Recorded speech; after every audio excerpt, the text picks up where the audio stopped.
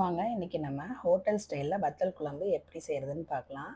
இதுக்கு ஒரு 15 சின்ன வெங்காயம், 10 வெள்ளைப்பூடு, 2 தக்காளி, 2 பச்சை மிளகாய் எடுத்திருக்கேன். இதில் பெரிய நெல்லிக்காய் சைஸில் ஒரு 1.5 நெல்லிக்காய் அளவுக்கு வந்து புளி எடுத்துக்கோங்க. புளி வந்து தண்ணியில் நல்லா ஊற வச்சுக்கோங்க. இப்போ அவசரமாக செய்கிறீங்க அப்படின்னா அதை சுடுதண்ணியில் ஊற வச்சுக்கோங்க புளியை. அப்புறம் அரைக்கிறதுக்கு தேவையான முக்கியமான பொருளே இதுதான். இது வந்து 1/2 டேபிள் ஸ்பூன் சீரகம், 1/2 டேபிள் ஸ்பூன் மிளகு, 3 பட்டை வத்தல், 1 டேபிள் ஸ்பூன் அளவுக்கு கடலைப்பருப்பு, துவரம் பருப்பு, மல்லி, கொஞ்சமாக 1/2 டேபிள் ஸ்பூன் அளவு அரிசி, அதாவது பச்சையாக உள்ள அரிசி, அப்புறம் கொஞ்சம் தேங்காய். இது எல்லாத்தையுமே நம்ம வந்து வறுக்க போகிறோம்.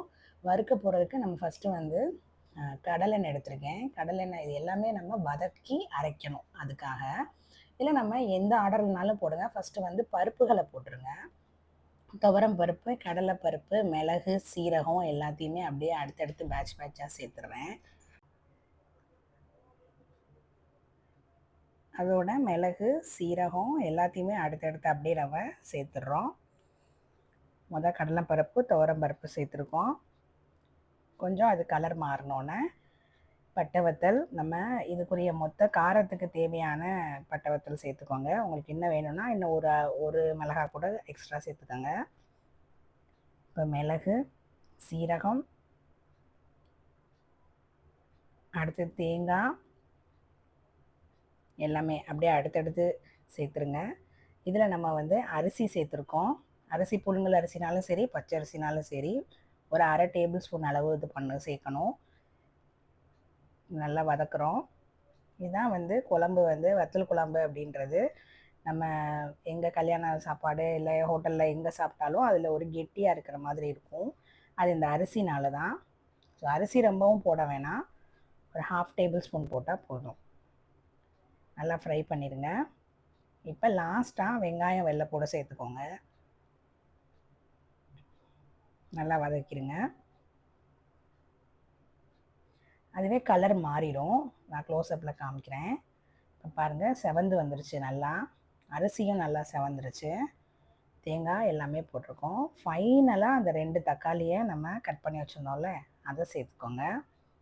அதில் ஒரு 1.5 அளவு தக்காளி தான் சேர்த்துருக்கேன். ஒரு 1/2 தக்காளி நான் வச்சுருக்கேன். ஒரு 15 வெங்காயத்தில் நம்ம 10 வெங்காயம் தான் இதில் வதக்கிறதுக்கு சேர்த்துருக்கோம். ஒரு 5 வெங்காயம் தனியாக வச்சுருக்கோம். இதெல்லாம் நம்ம குழம்புக்கு ஃபைனலாக தாளிக்கும் போது அதை யூஸ் பண்ணுவோம். அதுக்காக இப்போ பாருங்கள், நல்லா வதங்கிருச்சு. கருக விட்டுறாதீங்க, ஏன்னா அது குழம்போட டேஸ்ட்டை மாற்றிடும். இப்போ இதை ஃப்ளேம் ஆஃப் பண்ணிவிட்டு ஆறின பிறகு மிக்ஸி ஜாரில் மாற்றிட்டு அதை நம்ம நல்லா நைஸாக அரைச்சிட்டு வந்துடலாம்.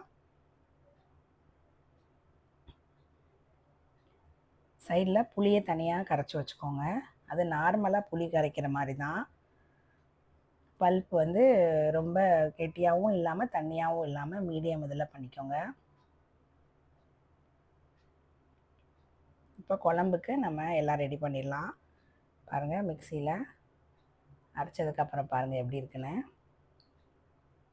தண்ணி ஊற்றாமல் அரைச்சிருக்கேன், அதனால் கெட்டியாக இருக்குது. இப்போ குழம்பு வைக்கிறதுக்கு நம்ம கண்டிப்பாக நல்லெண்ணெய் தான் சேர்க்கணும். நல்லெண்ணெய் ஒரு 3 டேபிள் ஸ்பூன் அளவு சேர்த்துருக்கோம். இப்போ அதில் வெந்தயம், கடுகு,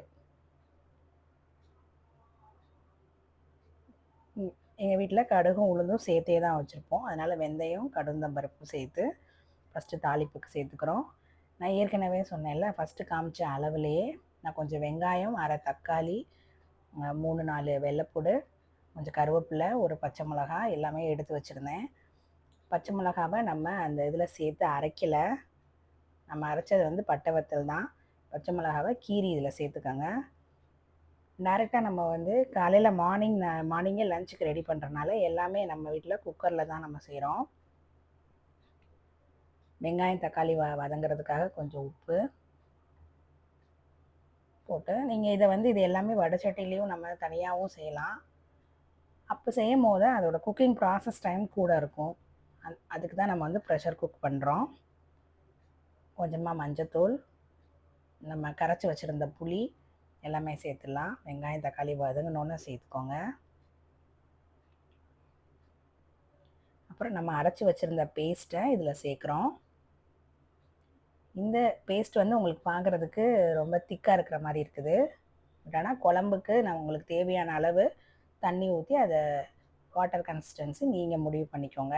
ஆனால் இது நார்மல் புளிக்குழம்பு சாம்பார் மாதிரிலாம் இருக்கக்கூடாது, கொஞ்சம் கெட்டியாக தான் இருக்கும். நம்ம அரிசி சேர்த்துருக்கனால அதில் ரொம்பலாம் தண்ணி ஊற்ற வேணாம். மிக்ஸி ஜாரில் நல்லா, ஏன்னா அதில் வந்து பேஸ்ட்டு ரொம்ப திக்காக இருக்கிறனால அதில் தண்ணி ஊற்றி அலசி சேர்த்துக்கிட்டேன். பாருங்கள்,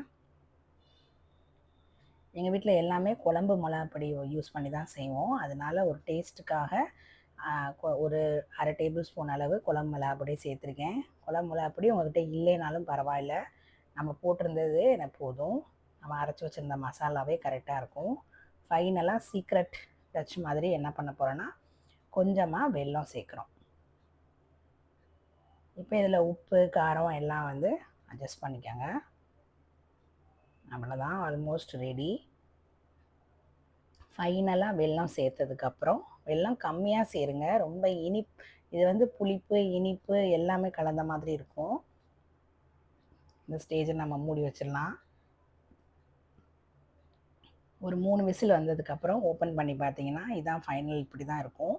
இந்த ஸ்டேஜில் தான் ஹோட்டலெல்லாம் வந்து வத்தல் தனியாக வறுத்து இதில் சேர்ப்பாங்க. நீங்கள் உங்களுக்கு எந்த வத்தல் பிடிக்குதோ சேர்த்துக்கோங்க. தேங்க்யூ.